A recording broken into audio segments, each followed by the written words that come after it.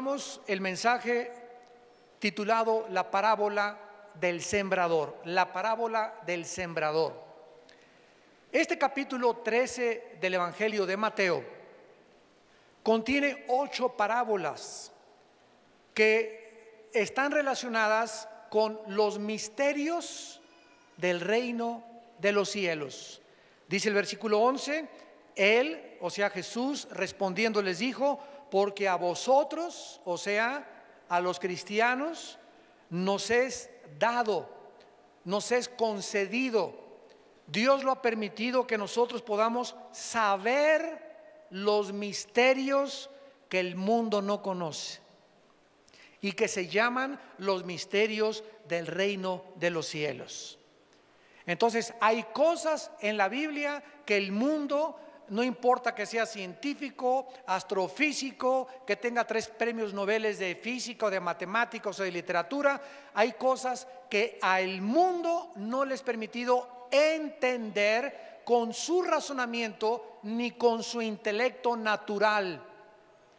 Porque las cosas del Espíritu de Dios se revelan mediante el Espíritu de Dios. Necesitamos que el Espíritu Santo entre a nuestra vida para que Él nos abra los ojos, porque Él es el autor de la Biblia, y nos explique el Espíritu Santo a nuestro espíritu, el cual ilumina nuestra mente para entender. La mente sin el Espíritu no tiene comprensión de las cosas espirituales. Entonces Cristo les dice a los discípulos que a ellos les era dado, o a nosotros, saber, conocer los misterios del reino de los cielos, mas a ellos no les es dado. La palabra misterio no significa misterioso, viene de la palabra griega musterion, significa algo que no ha sido todavía revelado o desconocido hasta el tiempo presente.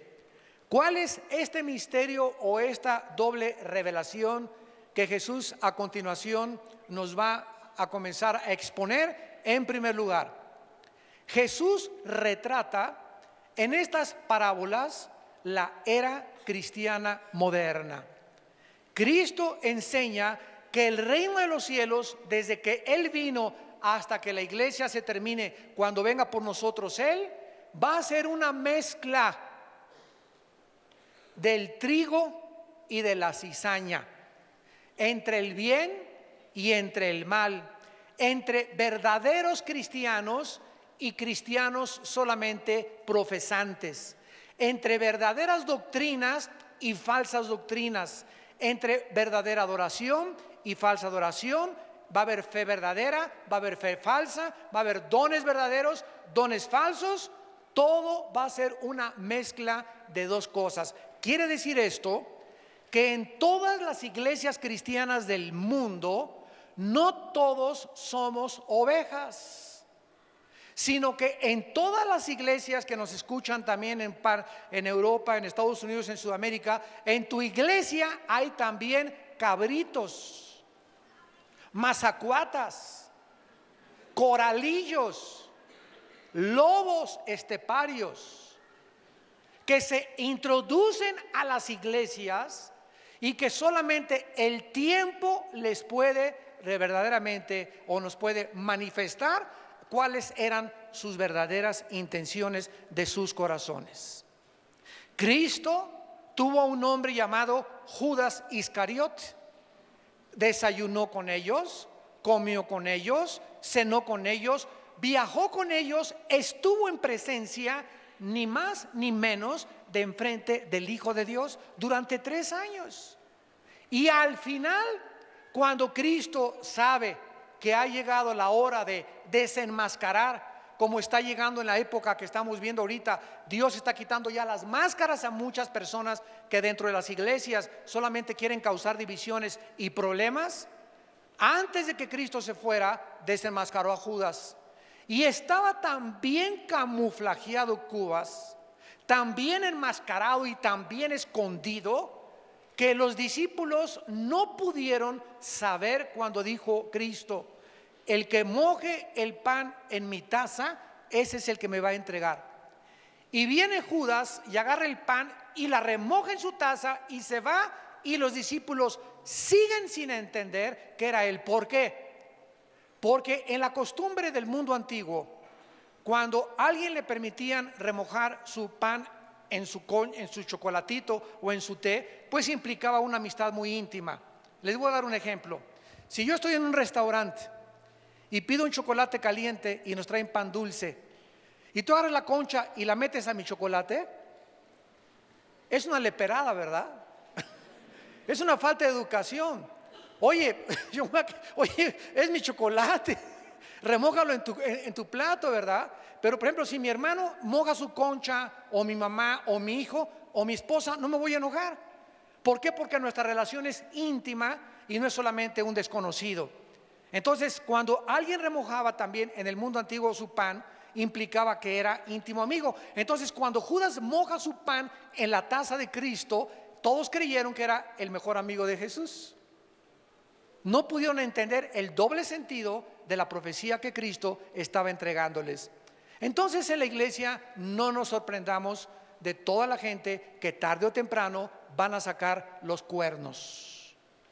La cola se les va a comenzar a asomar y vamos a comenzar a notar y a darnos cuenta, ¿verdad?, que Cristo retrata desde estas parábolas la mezcla que hay en el cristianismo. Esta es la razón, santos de Dios, dice 1 Juan 4:1, para que probemos los espíritus. Yo acabo de ver un video que me acaba de llegar a la casa de ustedes, de una iglesia muy famosa en Miami, creo que es de las más grandes que hay, donde invitaron a un predicador que toma un vaso y dice que va a convertir el agua en vino. Y le dice a la gente: ¿quién cree de ustedes en los milagros? Yo, a ver, pase quien crea. Y él agarra el agua en vino, ¿verdad? Y no se convierte. No, tú no tienes suficiente fe. Falta alguien que pase y que tenga fe. Ahí pasa otro señor, ¿verdad, sonso? Y pues yo creo en esto. Y entonces él se voltea así a la cámara, camina unos pasos y seguro, ¿verdad?, que le echa unos polvitos, un reactivo. Entonces se regresa otra vez y dice: ahora le voy a echar agua. Y comienza a echarle agua al bien y se comienza a convertir como en Kool-Aid. Y toda la gente: ¡ah, milagro, milagro! Y se cayeron al suelo y comienzan todos a dar de gritos y alaridos. Y bueno, yo creo que hasta mi nieto de 5 años o 6 años de edad se hubiera dado cuenta que eso es un palero, que es un falso profeta. Pero estas cosas están entrando a la iglesia cristiana, y grandes y famosas, y la gente se está tragando todo lo que ve y todo lo que oye. ¿Por qué? Porque vamos a explicarlo en la parábola del sembrador. Y en segundo lugar, Cristo retrata el valor de las almas. Enseña que Él ha venido a comprar y a sacrificarse al mundo con su sangre nuestra alma. Cristo les enseña a los discípulos que vamos a tener que trabajar muy duro. Vamos a tratar de sacar, nuestra misión es sacar, arrebatar las almas del mundo, del sistema satánico que nos rodea de tinieblas, en donde se encuentra tu hermano, tu papá, tu cuñado, tu vecino, tu primo, tus amigos en la escuela, están involucrados, son como presos. La Biblia los retrata como cautivos, como prisioneros de un dictador que se llama Satanás. Y que lo único que los puede sacar de esa red, de esa trampa, de esa cárcel, es el conocimiento de la verdad. El día que conozcan la verdad, es la verdad la que los hará libres. Cristo enseña en esta parábola, a través de su narración, que el sembrador es un predicador. Y retrata a alguien que va aventando la semilla en el campo. Somos sembradores de la palabra. Cristo no me dice: mira, avienta la semilla y preocúpate por la salvación. No, mi misión es aventar la semilla, y la misión de Dios es darle el crecimiento y la vida. Entonces, si yo voy a una universidad, por ejemplo, como una que acabo de ir, que eran el 80% ateos, y me querían linchar antes de que diera la conferencia ahí en el estado de California, y querían comenzar a tratar de contradecir la palabra de Dios, siempre voy con la seguridad, cuando voy al nivel universitario, para que yo voy a sembrar solamente y a predicar esto, y le dejo a Dios los resultados. Yo no me enojo ni tampoco me sorprendo si hay muchas conversiones o pocas conversiones. Eso es de Dios. Uno siembra, otro riega. Dios da el crecimiento. Oye, hermano, que le tengo 3 años hablándole a mi mamá de Cristo y mi hermano no quiere entender. Es que ese no es tu labor. Tu labor es seguir sembrando y deja que Dios dé la vida en el corazón de tu hermano, de tu familiar. Entonces, esa es nuestra misión, poder sembrar la semilla de la palabra de Dios. La semilla es la palabra de Dios. Dice primera de Pedro 1:23, habiendo sido renacidos por la simiente incorruptible que es la palabra de Dios. ¿Qué es lo que hace transformar a una persona? ¿Ver milagros? No, los milagros nunca van a hacer que una persona se convierta, porque la fe es por el oír, Romanos 10:17, y no por ver. Dios escogió que sea oyendo la voz de la palabra, que son espíritu y son vida, oyendo y recibiendo esa palabra, lo que va a transformar tu vida interior y van a hacer que las vendas de tu mente se caigan inmediatamente. Entonces la semilla es la palabra de Dios, y la tierra donde se siembra la semilla es el corazón del ser humano. Entonces, con esta explicación vamos a ir entendiendo poco a poco la parábola del sembrador. Jesús se encontraba junto al mar, versículo 1, salió Jesús de la casa y se sentó junto al mar. Y se le juntó mucha gente, y entrando él en la barca, se sentó y toda la gente estaba en la playa. Jesús se encontraba junto al mar cuando de repente, como era frecuentemente la ocasión, se reunían cantidad de personas a su alrededor, por lo que Cristo se tiene que subir a la barca y sentarse en la barca y desde ahí comenzar a enseñarles esta parábola. Vamos en primer lugar a ver qué dice el sembrador, versículo 3, el sembrador salió a sembrar. Cristo enseña en primer lugar que mientras sembraba, parte de la semilla cayó junto al camino y vinieron las aves y la comieron. En los tiempos de Cristo, para que vayamos entendiendo esto, no había bardas, no había rejas en las casas, ni en los caminos, ni en las propiedades para que las separaran unas de las otras, sino que todo en los tiempos de Cristo eran caminos o senderos tierrosos.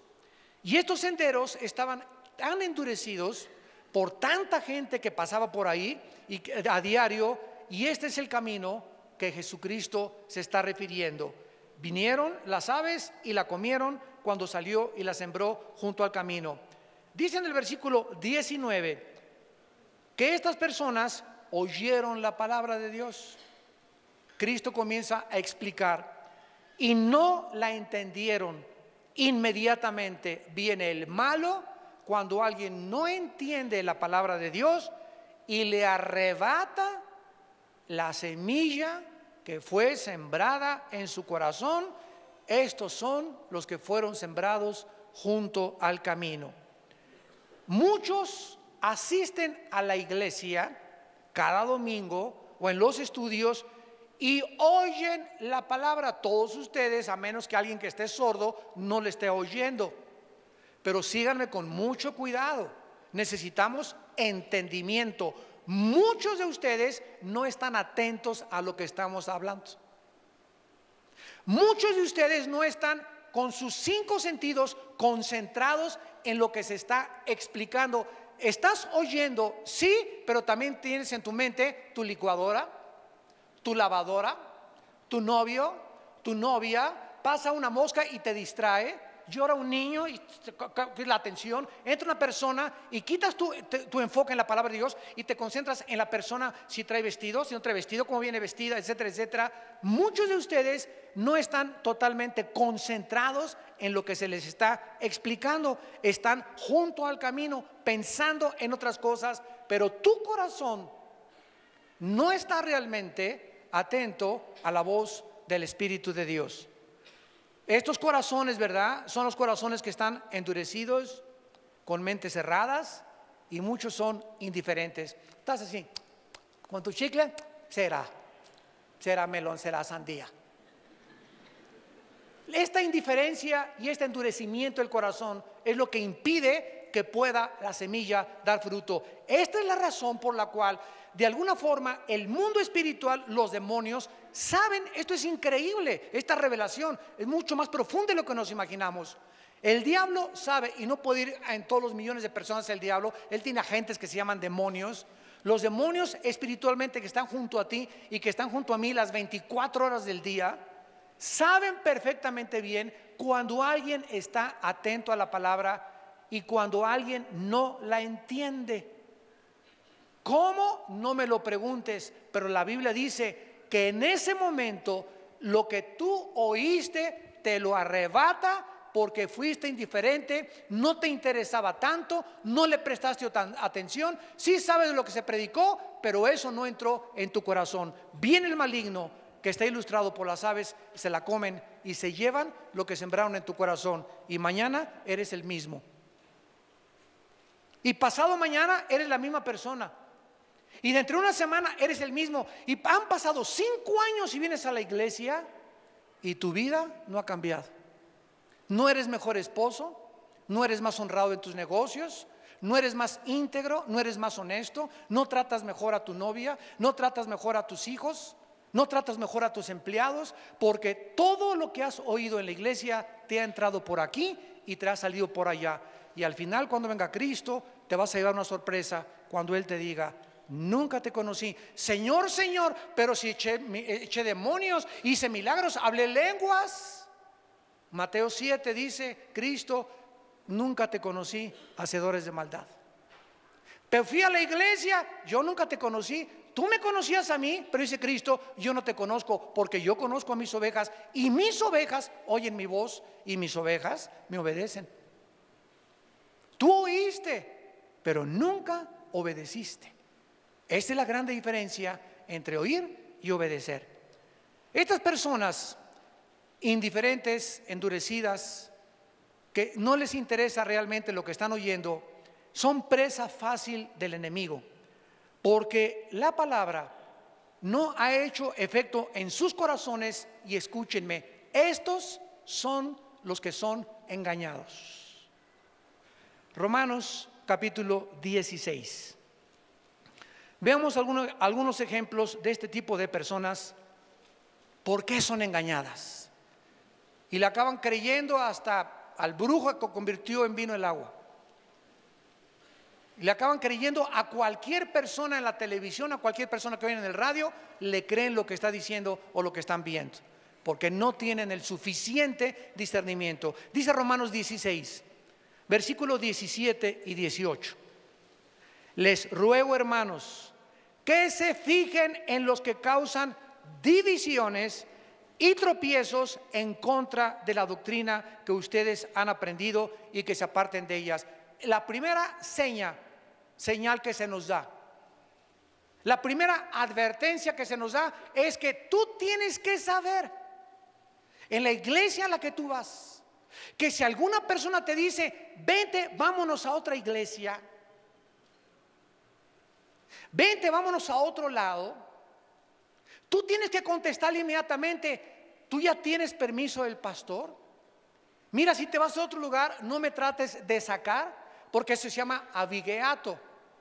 En los ranchos, yo acuerdo cuando era ranchero, cuando era charro, cuando era vaquero, allá en mi juventud, me encantaban los caballos y el ganado, etcétera, etcétera, en el norte que vivíamos.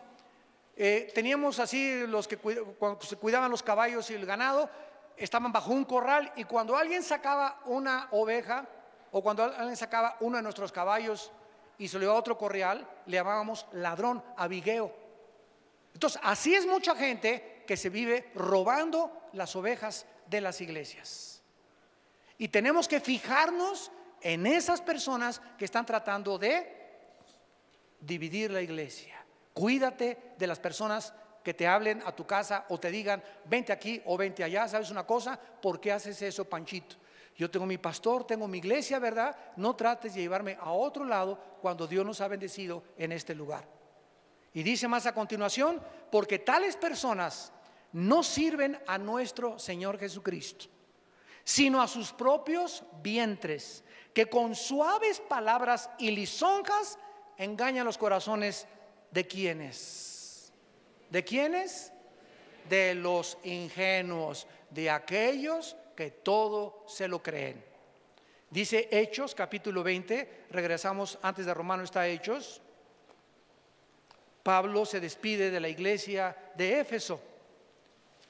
Y antes de despedirse Pablo de la iglesia de Éfeso, Hechos capítulo 20, versículo 28 al 30, les hace una grande advertencia a los líderes de la iglesia. Escuchen lo que les dice, Hechos 20, 28 al 30. Por tanto, mirad por vosotros y por todo el rebaño en que el Espíritu Santo os ha puesto por obispos para apacentar la iglesia del Señor, la cual Él ganó por su propia sangre.